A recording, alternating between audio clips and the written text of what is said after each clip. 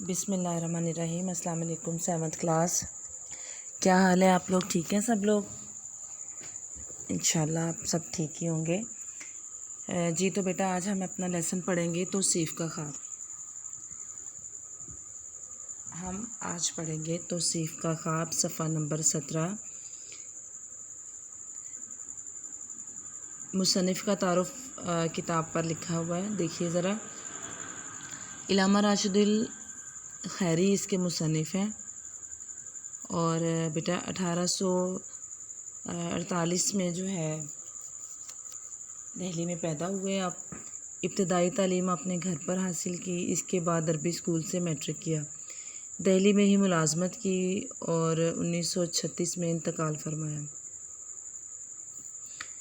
اچھا جی، علامہ راشد الخیری اردو کے ممتاز ادیب ہیں۔ انہوں نے بہت سارے بچوں تاریخی ناول لکھے، بہت زیادہ انہوں نے لکھے ہوئے ہیں۔ انہوں نے اخلاقی اور اصلاحی کتابیں لکھی ہیں، خصوصی طور پر خواتین کی اصلاح کے لیے تحریر کیے گئے مضامین میں مقصدیت، شگفتگی اور صداقت نمایاں ہے۔ ان کی مشہور تصانیف میں شب زندگی، صبح زندگی، شام زندگی، ثمرنا کا چاند اور بنت الوقت شامل ہیں۔ اچھا دیکھیے ذرا بیٹا، اس میں لیسن ہم سٹارٹ کرتے ہیں۔ صفحہ نمبر 17، کتاب کھولیے، شاباش۔ دیکھیے ذرا، دریائے ہگلی کے کنارے پر ایک عظیم الشان کوٹھی ہے۔ عظیم الشان زبردست۔ دریائے ہگلی کے کنارے ایک زبردست کوٹھی ہے جس کے چاروں طرف ایک سرسبز و خوشنما باغ مہک رہا ہے۔ سرسبز یعنی وہ سرسبز بھی ہے، اس میں سبزہ بھی ہے، ہرے بھرے درخت ہیں، اور خوشنما یعنی کہ خوبصورت۔ وہ صرف سرسبزی نہیں ہے بلکہ وہ خوشنمائی، خوبصورتی میں بھی اس میں ایک ترتیب اور توازن دکھائی دیتا ہے، جس میں توصیف اپنے شوہر اور 4 بچوں سمیت رہتی ہے۔ یعنی ایک زبردست کوٹھی بنی ہوئی ہے، گھر بنا ہوا، اس کے چاروں طرف جو ہے خوبصورت سرسبز اور پیارا باغ مہک رہا ہے، جس میں توصیف اپنے شوہر اور 4 بچوں سمیت رہتی ہے۔ کسی قسم کا رنج و غم اس کے پاس آ کر پھٹکا تک نہیں، رنج و غم، دکھ اور تکلیف اس کے پاس نہیں آیا۔ داؤد توصیف کے سسر نے یہ کوٹھی کئی لاکھ روپے کے صرف سے ایک گاؤں میں بنوائی تھی، یعنی اس پر لاکھوں روپے کی مالیت جو ہے وہ خرچہ آیا تھا، اور دور دور کے معماروں نے اپنی صنعت کے ایسے نمونے دکھائے تھے۔ دور دور کے معماروں نے، جو مستری ہیں، جو فن تعمیر جو جانتے ہیں، مکان اور گھر اور کوٹھیاں بنانا، انہوں نے اپنی صنعت، اپنی کاریگری کے ایسے نمونے دکھائے تھے کہ آدمی دیکھ کر دنگ رہ جاتا تھا، حیران رہ جاتا تھا۔ رنگ برنگ کے پھولوں نے اس ایوان کو جنت بنا دیا تھا، اس محل یا اس کوٹھی کو جنت بنا دیا تھا۔ میلوں تک ہوا ان کی خوشبو سے مہکی رہتی تھی۔ یعنی ایک تو وہ کوٹھی اور گھر عظیم الشان تھا، اور دوسرا بچوں سب سے بڑی بات، وہاں پر سرسبز جو باغات تھے خوشبودار، اس میں جو پھول بیٹا اگے ہوئے تھے، اس نے اور اس کی مہک نے، میلوں تک اس کی جو مہک پھیلی ہوئی تھی، اس نے گھر کو 4 چاند لگا دیے تھے۔ طائران خوش الحان کے نغمے، طائران خوش الحان یعنی ایسے پرندے جو خوبصورت گیت گاتے تھے، نغمے گاتے تھے، سریلی آواز میں نغمے گاتے تھے۔ خوش الحان کے نغمے، سریلی آواز سے پیاری آوازیں نکال کر وہ پرندے جو ہے وہاں نغمے گاتے تھے۔ آبشاروں کی سریلی آوازیں خامخواہ دلوں میں امنگ پیدا کرتی تھیں، امید پیدا کرتی تھیں، زندہ رہنے کی جو ہے وہ ترغیب دیتی تھیں یہ سریلی اور خوبصورت آوازیں۔ نیچر ہے نا بچوں، یہ تو یہ ہمیں اچھی لگتی ہے، خوبصورت لگتی ہے۔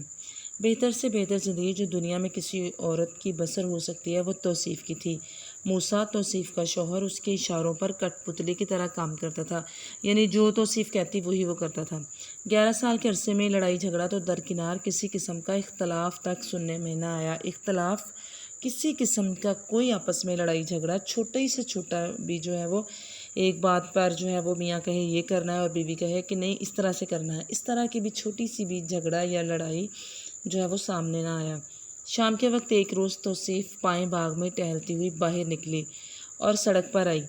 پائیں باغ یعنی پچھلا، ویسے پائیں کا مطلب نیچے والا حصہ ہوتا ہے، پائنتی جیسے وہ چارپائی کا نیچے والا حصہ، پائنچا شلوار کے نیچے والا حصہ، لیکن اس سے مراد یہ ہے کہ پچھلا باغ۔ شام کے وقت ایک روز توصیف پچھلے باغ میں ٹہلتی ہوئی باہر نکلی اور سڑک پر آئی۔ موسیٰ ساتھ تھا، یعنی اس کا شوہر بھی اس کے ساتھ تھا۔ دونوں میاں بیوی باتیں کرتے پاؤں پیدل دور تک نکل آئے، یعنی باتیں کرتے کرتے پیدل ہی چلتے بہت آگے نکل آئے۔ آدمی نہ آدم ذات، وہاں نہ کوئی آدمی تھا اور نہ ہی کوئی آدمی جیسا شخص دکھائی دے رہا تھا۔ سرد موسم، ٹھنڈا موسم تھا، شام کا وقت تھا، مسافت خاک نہ معلوم ہوئی۔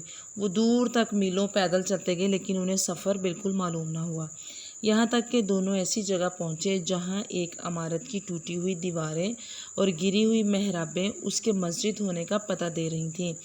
یعنی محراب بیٹا مسجد میں بنائی جاتی ہے، وہ ایسے یو ٹرن سا شیپ میں مسجد کی محرابیں بنائی جاتی ہیں، تو وہ ان محرابوں کے ٹوٹنے سے معلوم ہو رہا تھا کہ وہ جو عمارت گری ہوئی ہے وہ ایک مسجد ہے۔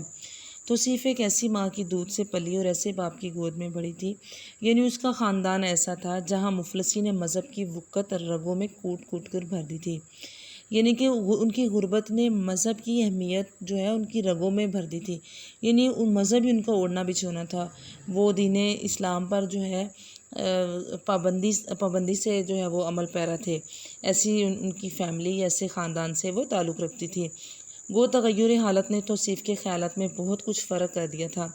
تغیر حالت یعنی اب مفلسی سے وہ غربت سے وہ امیری کی طرف آ گئی تھی۔ اگرچہ خیالات میں کچھ فرق تو آیا تھا، کچھ خیالات تبدیل ہوئے تھے، مگر اسلام کی عظمت وہ جہیز میں لے کر سسرال آئی تھی۔ لیکن جو اسلام کی عظمت اور اہمیت، جو اسلام سے محبت تھی اس کی، وہ جہیز میں لے کر اپنے سسرال آئی تھی، مطلب اپنے ساتھ جو چیز لے کر آئی تھی وہ اسلام سے محبت تھی۔ اس وقت یہ دیکھ کر کہ خانہ خدا اس کی حالت میں ہو، اور یہ کہ خدا کا گھر خانہ خدا کا گھر مراد مسجد اس ایسی حالت میں ہو کہ کتے اور گیدڑ اس میں رہیں، یعنی اس میں دوسرے جانور خدا نخواستہ رہیں، دل پر ایک چوٹ سی لگی، اس کے دل پر تکلیف ہوئی۔ اس نے مصمم ارادہ کر لیا، اس نے پکا ارادہ کر لیا کہ مسجد از سرے نو تعمیر کرا دوں، کہ مسجد نئے سرے سے بنوا دوں۔ واپسی پر چند قدم کے فاصلے پر اس نے ایک ٹوٹی سی جھونپڑی دیکھی، ایک چھوٹی سی کٹیا اس نے دیکھی۔ نامعلوم کیا دل میں آئی، قریب پہنچی اور دیکھا کہ ایک غریب عورت اپنے 2-3 بچوں کو لیے خاموش بیٹھی ہے۔ توصیف کو تعجب ہوا، وہ حیران ہوئی، جنگل بیاباں میں یہ بچوں والی ماں کس طرح اپنی زندگی بسر کرتی ہوگی؟ پوچھا، ارے تو کون ہے اور یہاں کیوں رہتی ہے؟ عورت خاموش رہی اور کچھ جواب نہ دیا۔ توصیف، نیک بخت، جواب کیوں نہیں دیتی؟ عورت، جی ہاں میں یہی رہتی ہوں۔ توصیف، تو اکیلی رہتی ہے؟ اس سوال کے جواب میں کچھ ایسی داستان پوشیدہ تھی، ایسی کہانی چھپی تھی، داستان پوشیدہ تھی۔ اس سوال کے جواب میں ایسی کہانی چھپی تھی کہ عورت کی آنکھوں میں آنسو ڈبڈبا آئے، یعنی اس کی عورت کی آنکھوں میں آنسو آ گئے۔ توصیف، رو مت، حالت بیان کر۔ کہتی رو نہیں، اپنی کہانی بیان کرو، کیا مسئلہ ہے؟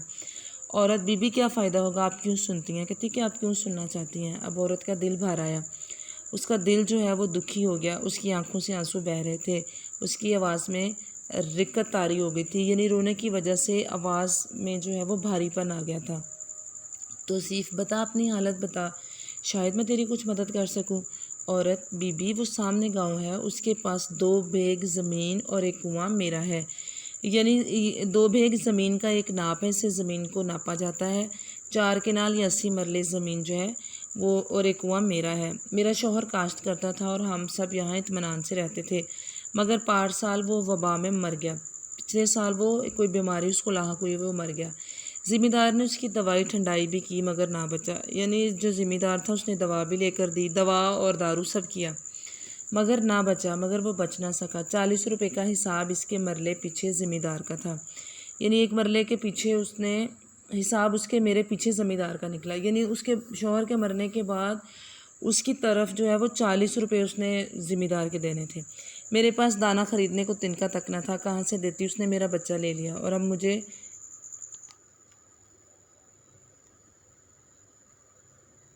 اس سے ملنے بھی نہیں دیتا۔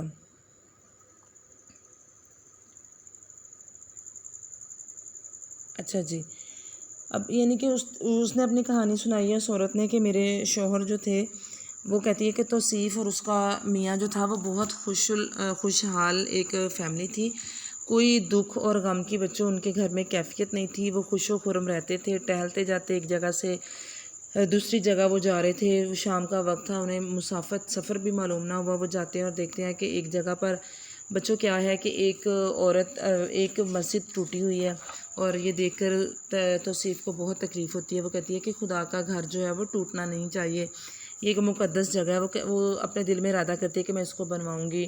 تھوڑی ہی دیر بعد بچوں وہ دیکھتی ہے کہ ایک عورت جو ہے وہ ٹوٹی سی جھونپڑی میں بیٹھی ہے، وہ اس سے پوچھتی ہے کہ کیا مسئلہ ہے۔ وہ کہتی ہے کہ ذمہ دار نے میرا بیٹا لے لیا ہے، کیونکہ میرے میاں کی جو ہے وہ بیماری پر ذمہ دار نے کچھ پیسے خرچ کیے تھے، اور میری زمین بھی اس نے لے لیا اور بیٹے کو بھی لے لیا ہے، ٹھیک ہے۔ اور وہ کہتی ہے کہ آپ میرے بیٹے کو جو ہے وہ مجھ سے ملوا دیں۔ یہ اس کو کہانی سناتی ہے اپنی۔ تو یہ ہاف لیسن کی بیٹا ریڈنگ ہم نے کی ہے، آپ نے اس کو ریڈنگ کرنی ہے۔ اس کی مشکل الفاظ کے معنی یہ میں ابھی آپ کی کتاب میں ہی ہے، یہ پیچھے فرہنگ میں دیے گئے ہیں، ان کو آپ نے لکھنا ہے اور یاد بھی کرنا ہے۔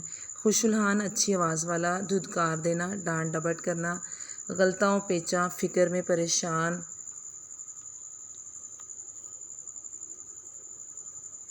ایوان محل یا مکان، وقت عزت، شادی مرگ خوشی سے مر جانا، طائران طائر کی جمع پرندے، مصمم پکا پختہ مضبوط یا پکا ارادہ، مستغرق ہونا ڈوبا ہونا، محو ہونا مصروف ہونا۔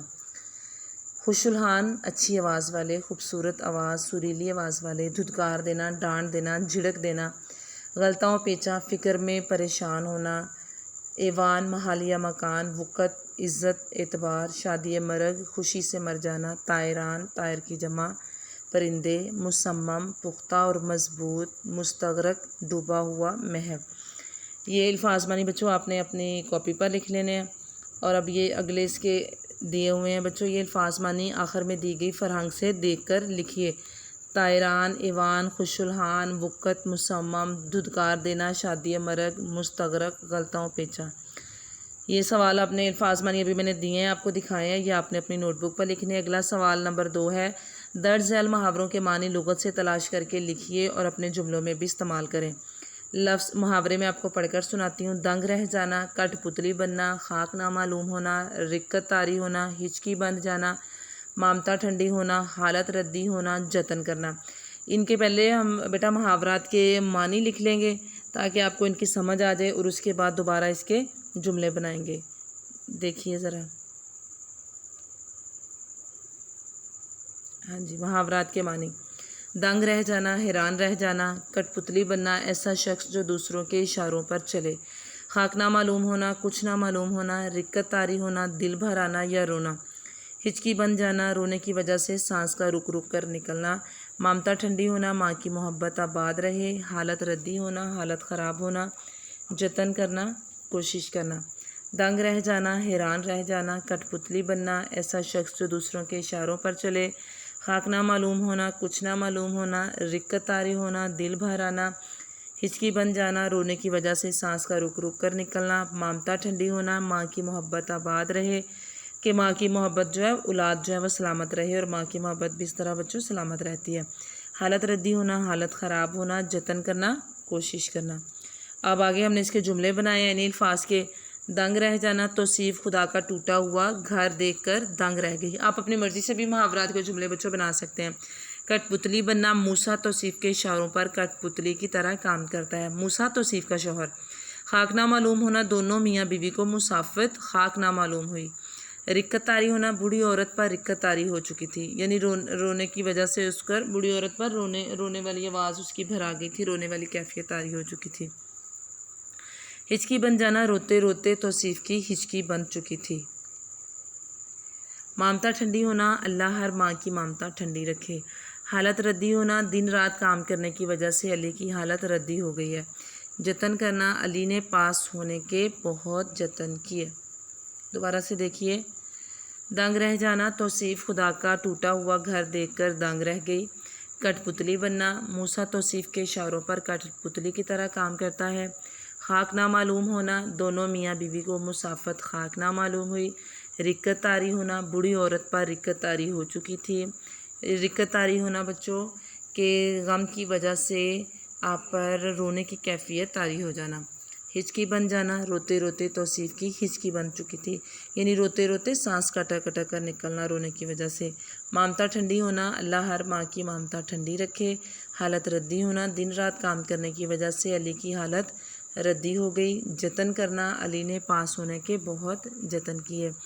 ان بیٹا ورڈز میننگ کو جو ہم نے جملے کیے ہیں ریڈنگ کو آپ نے پڑھنا ہے، الفاظ معنی کو لکھنا ہے کاپی پر، محاورات کے معنی آپ نے کاپی پر لکھنے ہیں، پھر محاورات کے جملے آپ نے کاپی پر لکھنے ہیں اور ان کو بچوں یاد بھی کرنا ہے۔